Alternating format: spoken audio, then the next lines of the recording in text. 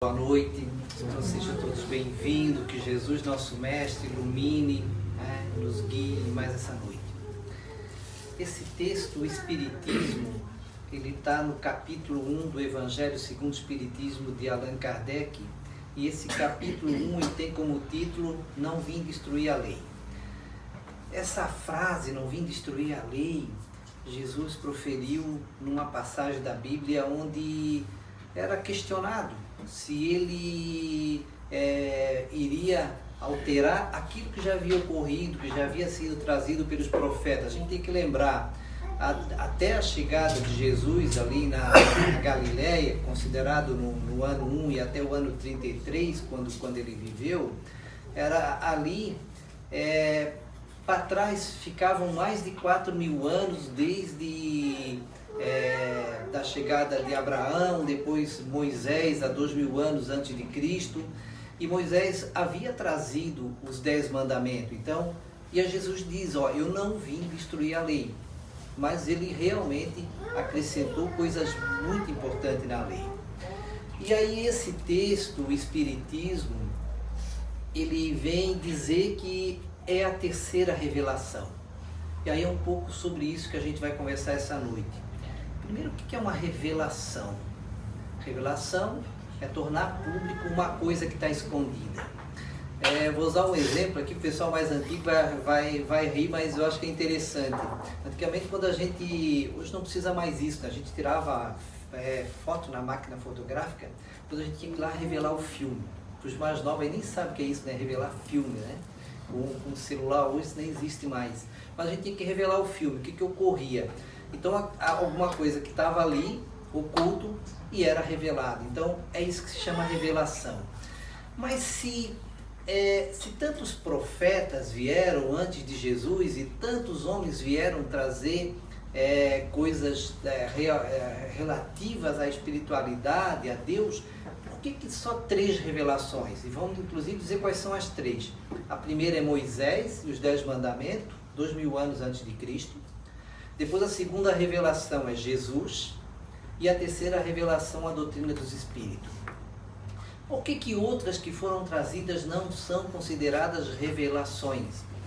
Porque para Deus a revelação é aquilo que é trazido, que não consegue trazer para os homens só com a ajuda do próprio homem. Precisa da ajuda dos céus.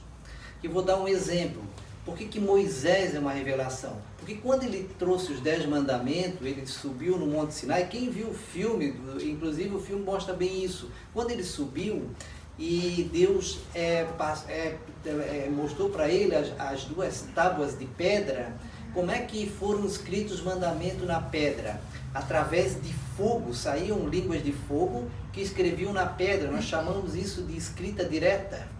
Escrita direta na pedra, é uma forma de mediunidade. Então, não foi Moisés que escreveu os 10 mandamentos. O emissário de Deus, quem estava ali, que Deus mandou, que escreveu. Por que Moisés ele mesmo não escreveu os 10 mandamentos? Alguém ditando para ele escreveu. Porque correria o risco disso ser deturpado. Porque imagina o seguinte, não roubarás, não furtarás, não cobiçarás a mulher do outro. Imagina essas coisas para um homem há 2.000 anos antes de Cristo. Talvez ali no colocar já mudaria isso. Então essa é a primeira revelação. E falava de um Deus único, e é a primeira vez que isso ocorre, com Moisés, com os mandamentos trazidos do céu, Deus único. 2.000 anos depois vem Jesus.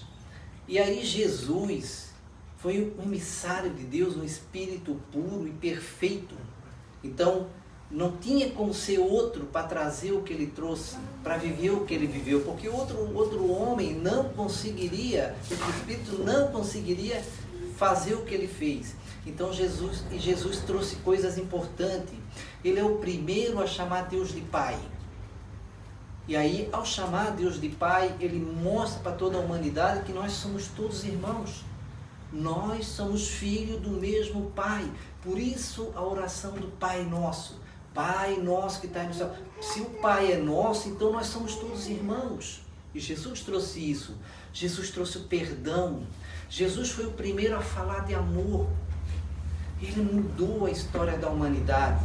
Por isso é a segunda revelação. Então a primeira personificada em Moisés, a segunda personificada em Jesus.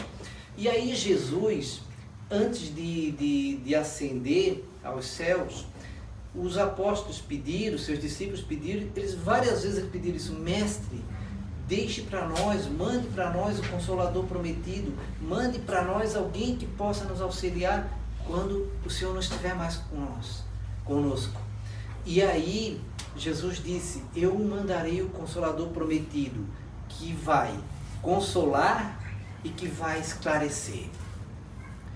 1857 anos depois, né, do nascimento de Jesus, mas mais de 1800 anos depois da partida de Jesus, na França, Allan Kardec vai assistir às mesas girantes, as mesas se manifestavam sozinhas, e lá ele começou a entender que aquelas mesas ali não era só uma coisa sobrenatural, que havia ali informações de algo muito maior que mudaria a humanidade, e mudou.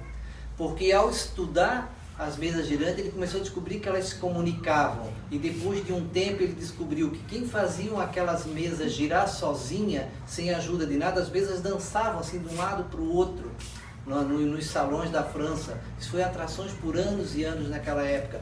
Ao fazer isso, ele descobriu que por trás estavam os espíritos dos homens que haviam vivido aqui, e que era a prova cabal de que a vida continuava. E aí ele começou a se aprofundar, e depois não precisava mais das batidas para poder codificar. Ele descobriu que nos centros de mediunidade, onde as pessoas se reuniam, através dos médiuns conseguiu escrever e passar informações, que então começaram a montar os livros do Pentateuco que foram trazidos. E aí, como é que se deu essa codificação da doutrina espírita? De mais de 40 países chegavam respostas por carta para Allan Kardec de perguntas que ele fazia.